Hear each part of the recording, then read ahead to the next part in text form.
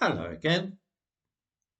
Centuries before the birth of Muhammad, an Arab people known as the Sabaeans had established what might be said to amount to a colony in Africa. This became the empire which we know as Aksum.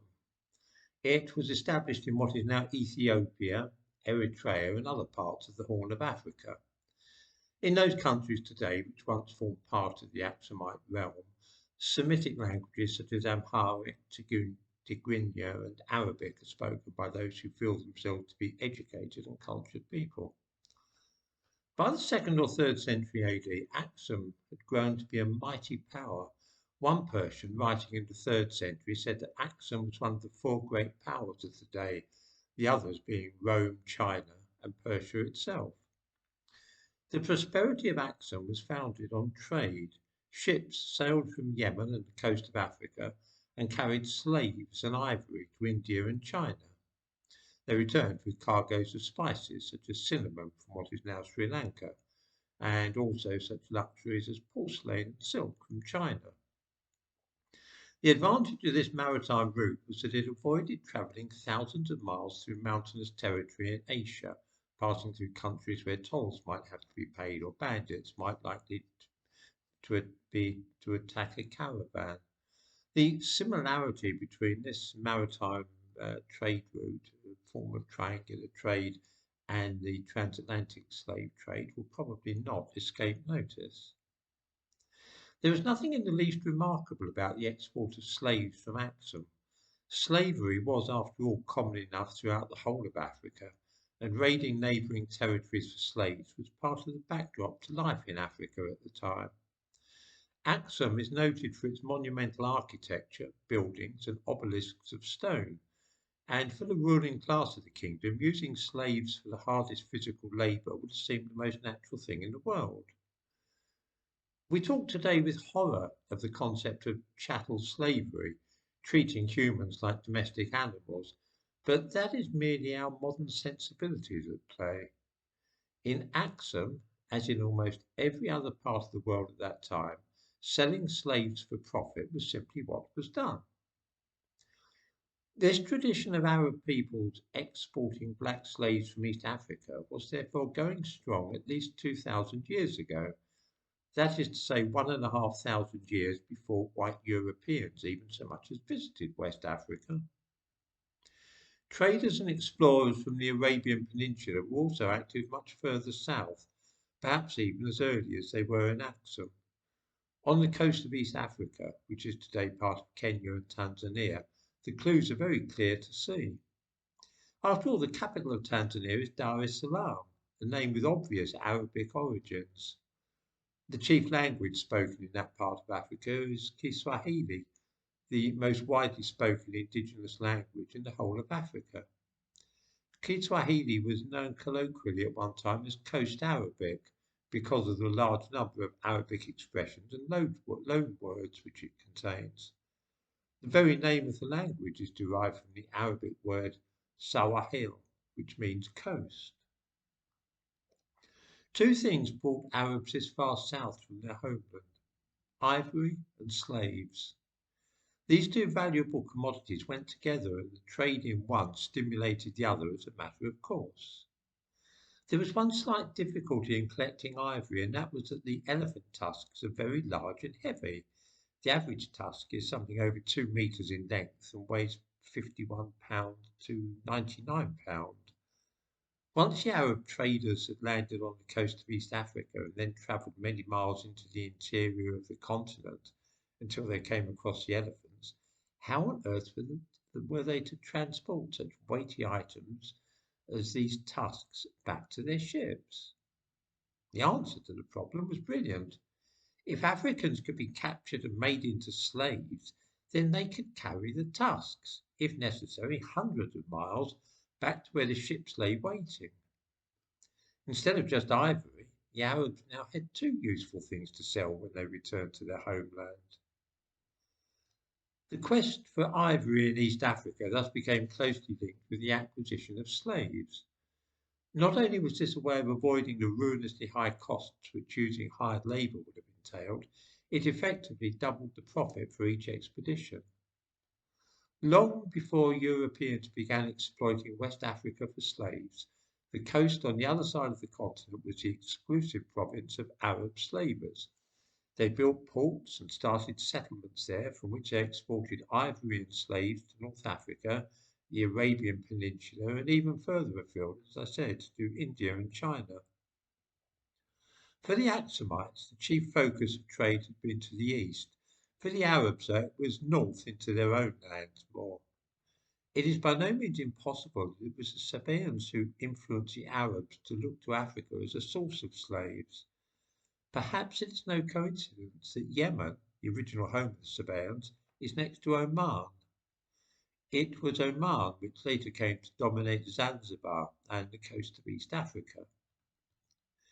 Arab influence on what is sometimes called the Swahili coast of Kenya and Mozambique dates back well over 1,000 years. Let's skip forward many centuries until we come to the 19th century. By this time, Arab trade in slaves from East and Central Africa had been going strong for thousands of years. We have seen that for the Arabs, the quest for slaves and ivory were inextricably linked. The two trades went hand in hand for many centuries. Just because the British had been so quixotic as to abolish their own slave trade, the Arabs saw no reason at all to follow suit. Even if they had been minded to make do without slaves, how was all that ivory to be transported from the interior of Africa to the coast, where it could be loaded onto ships sailing north towards the Middle East? Imagine having to pay for the many men needed to transport those heavy tusks for hundreds of miles. It was not to be thought of. The transatlantic slave trade was a cooperative venture between Europeans and various native kings who sought out and captured the slaves, whom they then handed over to those who intended to transport them to the Americas. By contrast, the slave trade in East Africa was almost exclusively carried out by Arabs.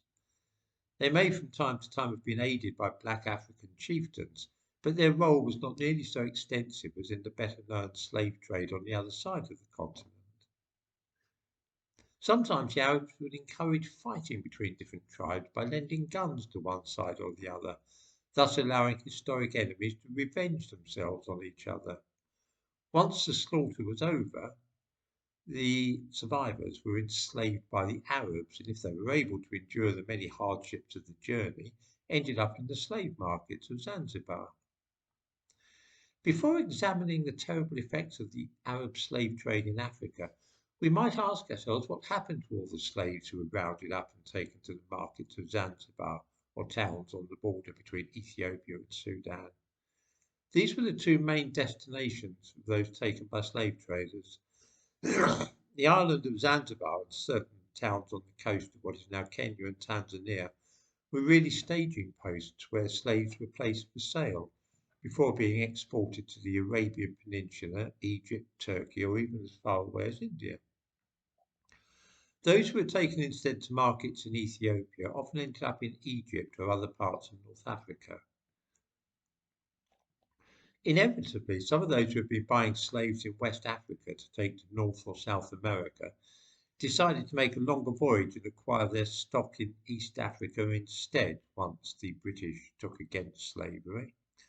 This entailed a much more lengthy journey around the Cape of Good Hope, but it was worthwhile to begin with, at least while British efforts to enforce their abolition of the slave trade were focused on those parts of the African coast where the transatlantic slave trade had flourished.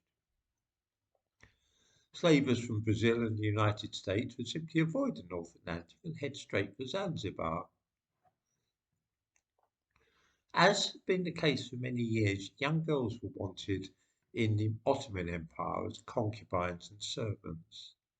Beautiful and light-skinned girls were considered the most desirable, and these were to be found in Ethiopia and Somalia, rather than further south or west. The more delicate and light-skinned, the more attractive were such girls thought to be by the Arabs and Turks. Most of them were sold at a market on the border between Ethiopia and Sudan, rather than being taken to Zanzibar. After all, they'd be going north anyway, and it would have been pointless transporting them south to Zanzibar first. The main slave market for these young women was at a place called Gallabat, and we're fortunate to have a first-hand account from a British explorer who was later involved in trying to suppress the slave trade in that part of Africa.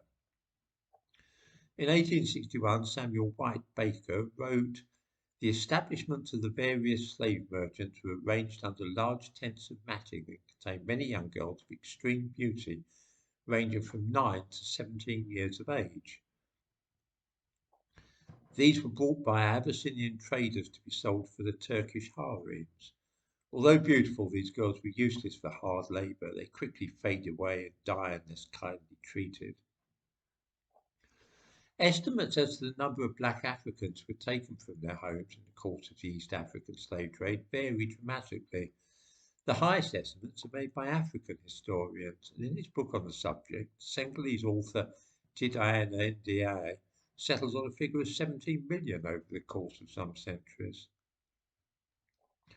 Reginald Copeland, an acknowledged expert on the slave trade in East Africa, held the professorship of colonial history at the University of Oxford until 1948, and he concluded after decades of study that between 80 and 100,000 people in East Africa died each year during the 19th century as a result of the slave trade.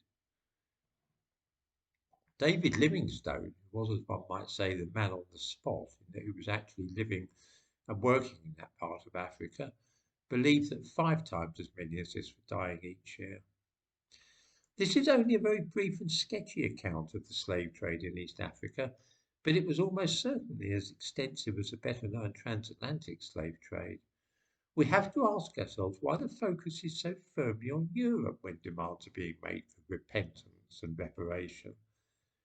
This is a curious point which I shall have to consider in another video.